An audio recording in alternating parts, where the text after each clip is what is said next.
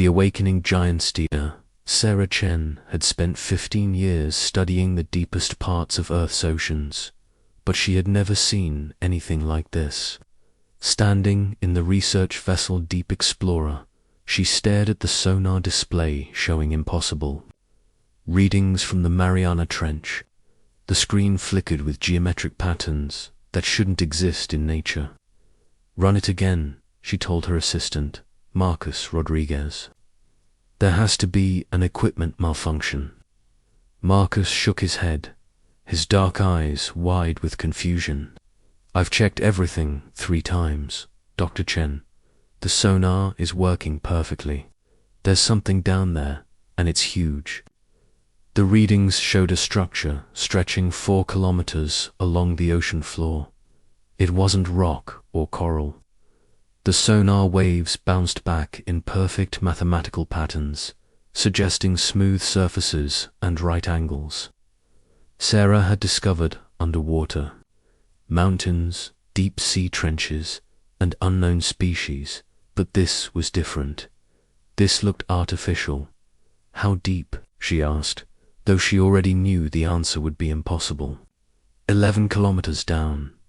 "But Sarah, look at this." Marcus pointed to another screen showing electromagnetic readings.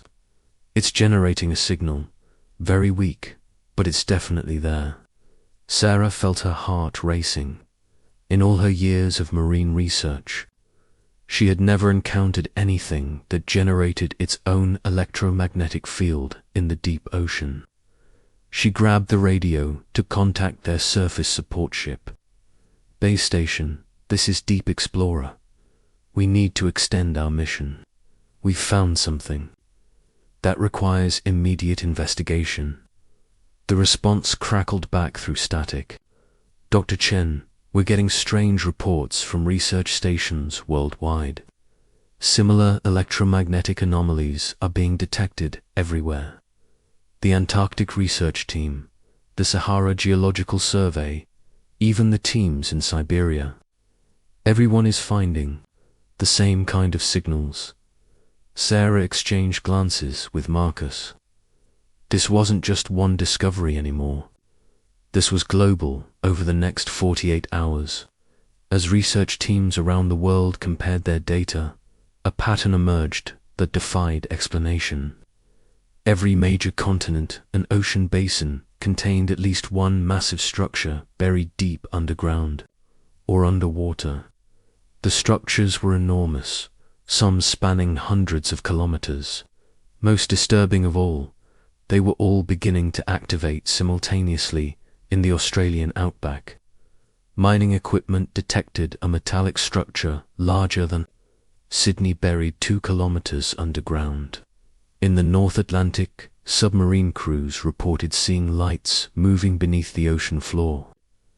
The Amazon rainforest experienced unexplained seismic activity as something vast stirred beneath the jungle. Sarah found herself at the center of an international crisis as governments and scientific organizations struggled to understand what was happening. She was flown to a secure facility in Geneva, where representatives from every major nation had gathered for emergency meetings. "Dr. Chen," said General Harrison, an older man with gray hair and worried eyes, "your discovery in the Mariana Trench appears to be the most active site. We need you to lead a deep dive mission to make direct contact with whatever is down there." "Direct contact?" Sarah asked. "General, we don't even know what these things are. They could be dangerous.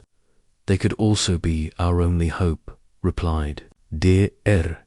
Yuki Tanaka, a physicist from Tokyo. She pointed to a holographic display showing the electromagnetic signals from around the globe. "The patterns are becoming more complex. They're not random anymore. They're communicating with each other." As if to prove her point, every monitoring station around the world suddenly detected the same thing. All the buried structures sent out a synchronized pulse of energy. For exactly 10 seconds, every electronic device on Earth flickered. Then silence returned. "They're fully awake now," whispered Dr. Kenji Nakamura, the team's lead engineer. 3 days later, Sarah found herself in the most advanced deep-sea submersible ever built, descending toward the structure in the Mariana Trench. Her team included Marcus, Dr. Tanaka, and 2 military specialists. As they approached the coordinates, their lights illuminated something that made them all gasp. Rising from the ocean floor was a smooth, dark wall that stretched beyond their lights in every direction. The surface wasn't metal or stone, but something that seemed to absorb and reflect light in impossible ways. Strange symbols glowed softly along its surface, pulsing in rhythm like a heartbeat. "My God," Marcus whispered, "it's not just big, it's a ship. The entire thing is a ship." As they moved closer, a section of the wall began to change. The solid surface became transparent, revealing a massive chamber filled with breathable atmosphere. An opening appeared, perfectly sized for their submersible. "It's inviting us in," Sarah said, her voice barely steady, against all protocols, but driven by scientific curiosity and the desperate need for answers. Sarah ordered them to enter. Inside, they found themselves in a chamber that defied physics. The space was far larger than should have been possible, and gravity worked normally despite being underwater at crushing depths. Waiting for them was a figure that looked almost human, but not quite, tall and elegant, with silver hair and eyes that seemed to hold infinite depth. When it spoke, the words appeared directly in their minds, rather than through sound. "Welcome, descendants of Earth. I am Keeper Alaric, guardian of the eternal vigilance. We have waited 50,000 years." For this moment, Sarah stepped forward, her scientific mind racing with questions. "Who are you? What is this place? Why are you buried under our oceans?" Alaric smiled sadly. "We are what humanity became long before your current civilization arose. When your species first reached for the stars, we built an empire that spanned 100 worlds. We achieved wonders your current science cannot imagine, but we were not alone in the universe."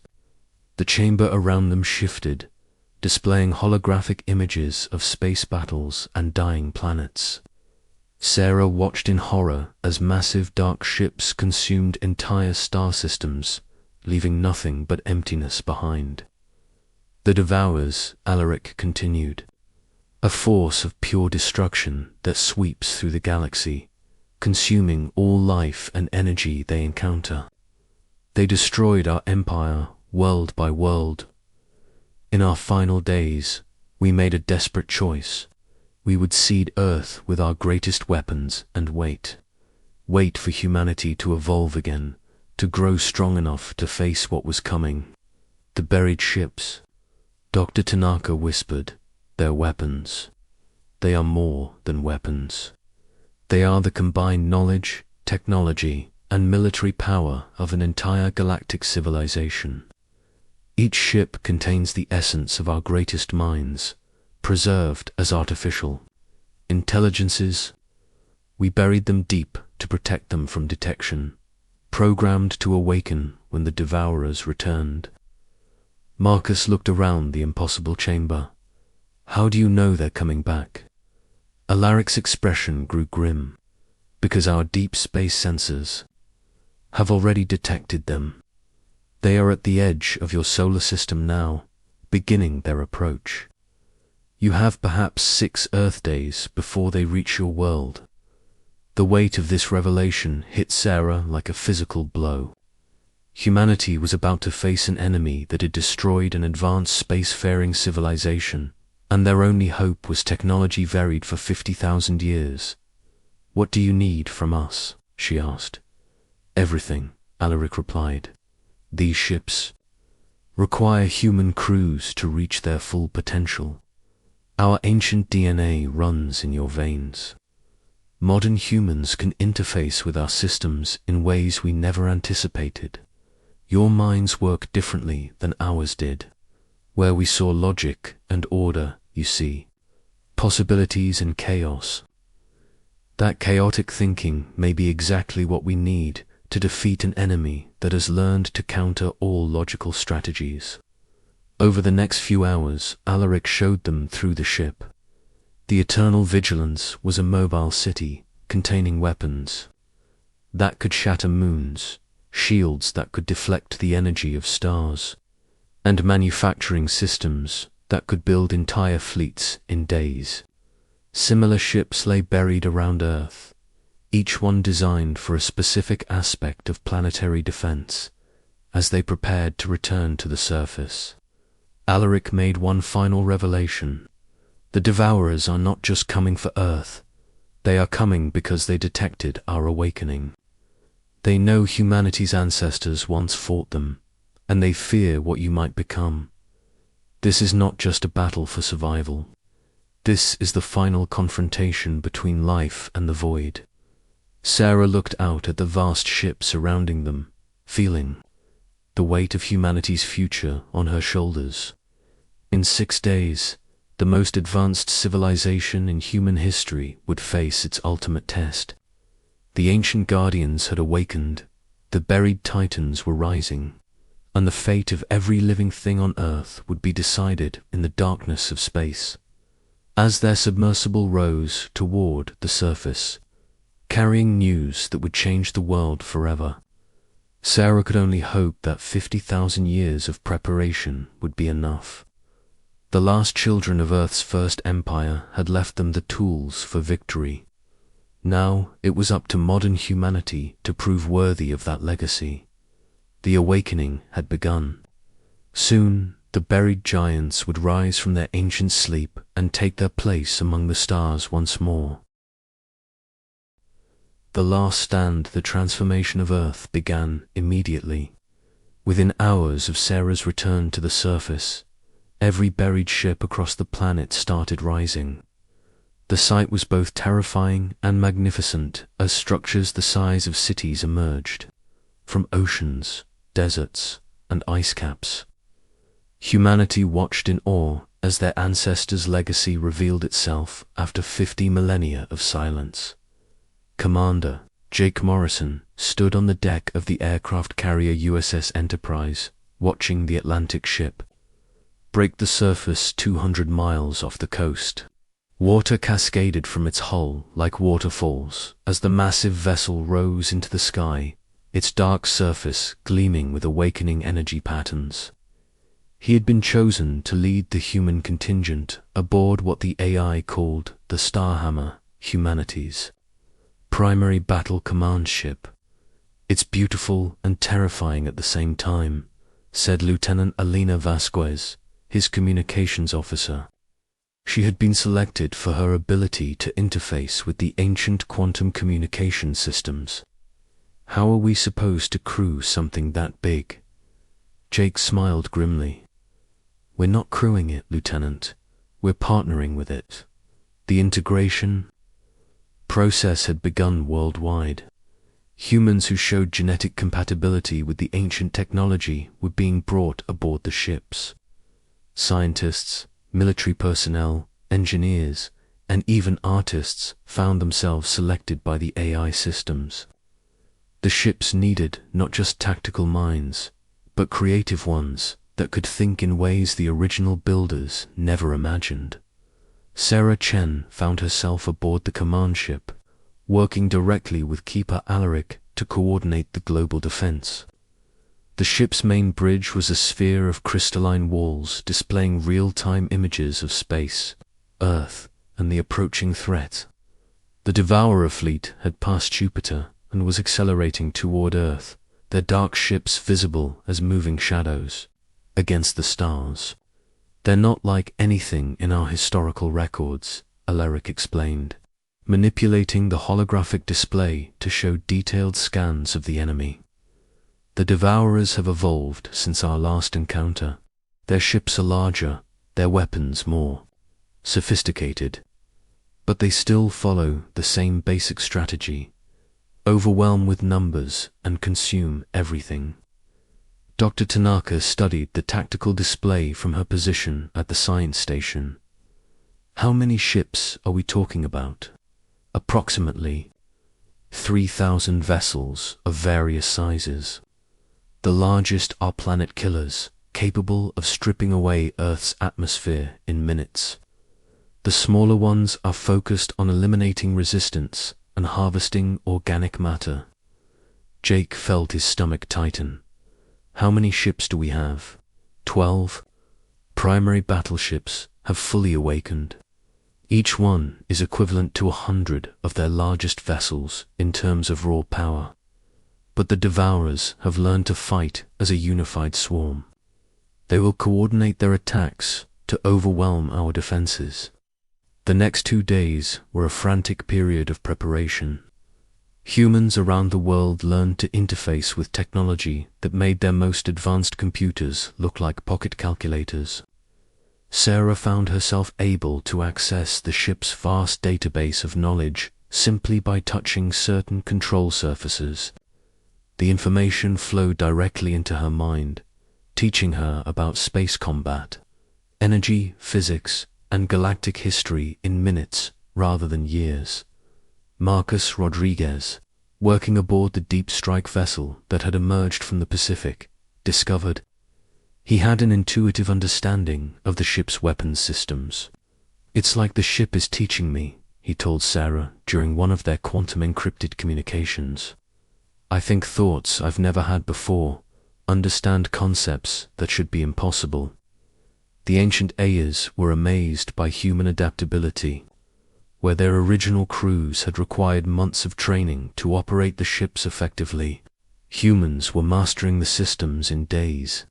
More importantly, humans were suggesting modifications and tactics that the Ayers had never considered. Lieutenant Vasquez proposed using Earth's magnetic field as a weapon, channeling the planet's natural energy through the ship's systems to create massive electromagnetic pulses. Dr. Tanaka developed a way to link all 12 ships into a network that could share processing power and coordinate attacks with perfect timing. Even civilian volunteers were contributing ideas that military strategists found brilliant. "Your species thinks in patterns we never considered," Keeper Alaric told Sarah as they watched the final preparations. "Where we see problems to solve systematically, you see puzzles to be approached from unexpected angles. This flexibility may be our greatest advantage." On the morning of the 5th day, long-range sensors detected the Devourer fleet beginning their final approach. The enemy ships moved in perfect formation, their dark hulls absorbing light and energy from space. Around them, as they approached Mars, they demonstrated their destructive power by completely consuming one of the planet's moons, converting its matter into raw energy for their weapons. Jake stood on the bridge of the Starhammer as it rose through Earth's atmosphere, joined by the 11 other ancient warships. Looking down at his home planet, he felt the weight of responsibility for every living thing below. His crew of 200 humans worked alongside AI systems that had been waiting half a century for this moment. "All ships report ready for combat," Alina announced from her station. "The defense grid is fully active."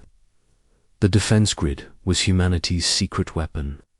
Using the quantum entanglement communication systems, all 12 ships could act as one massive vessel while maintaining independent movement.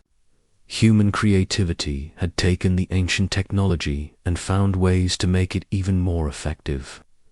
Enemy fleet detected at Mars orbit called out Dr. James Wright, the tactical officer. "They're moving faster than anticipated. Contact in 4 hours." Sarah watched the approaching swarm on the main display.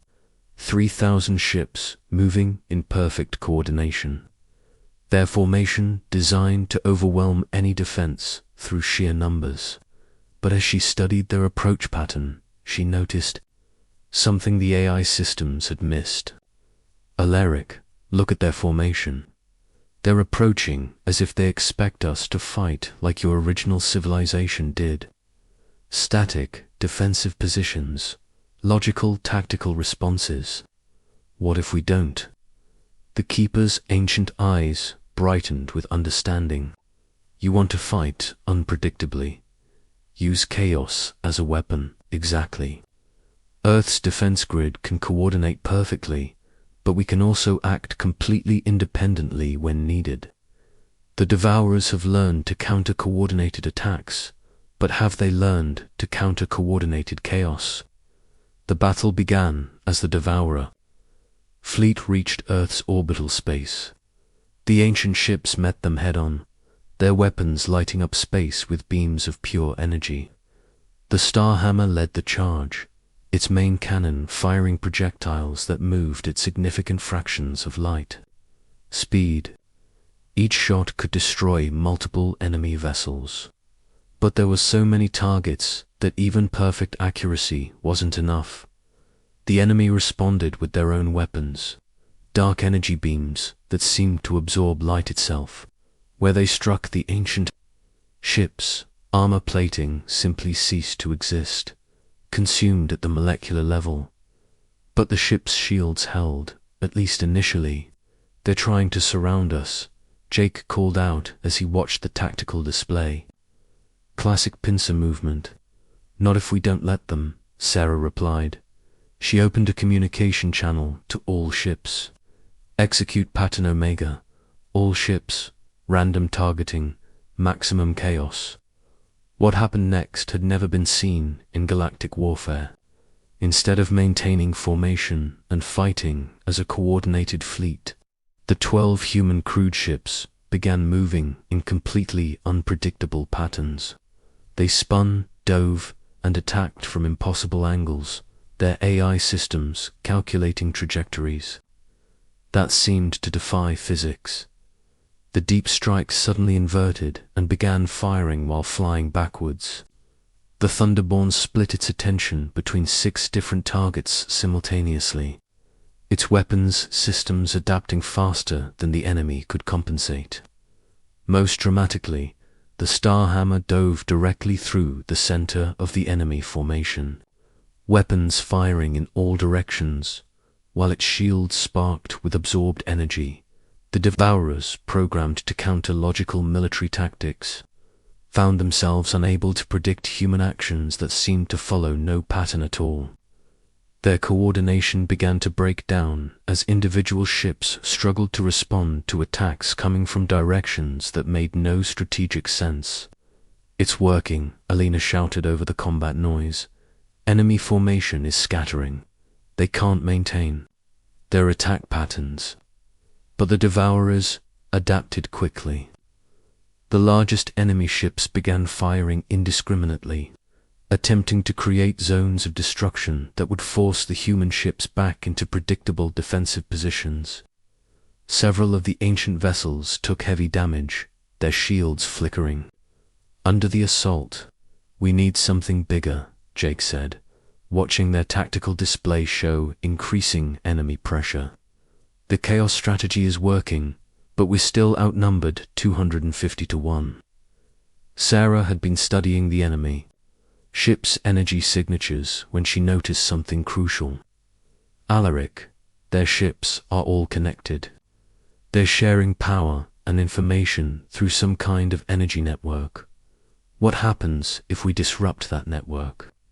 The individual ships would become much less effective, but breaking their connection would require hitting them with their own consumed energy, Sarah finished. Dr. Tanaka was right about using Earth's magnetic field, but we're thinking too small. What if we use the sun? The plan was insane by any conventional military standard.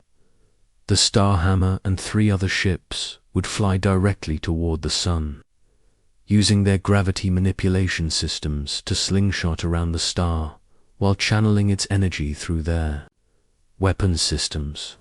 The resulting blast would be powerful enough to disrupt the Devourer's network across the entire solar system. The energy levels involved could destroy us as easily as them, Alaric warned. Jake smiled grimly. Then we better make sure we survive it. All ships, prepare for solar approach. We're going to give these things a taste of star power. The final phase of the battle was the most dangerous gambit in human history. For ancient warships, crewed by humans who had learnt their systems in days rather than years, flew directly into the sun's corona while under heavy enemy fire. The heat and radiation should have killed every living thing aboard. But the ship's shields held just long enough. At the crucial moment, Sarah coordinated the release of all stored solar energy. Through the quantum communication network, every ship in the human fleet fired simultaneously, their weapons enhanced by the power of Earth's star.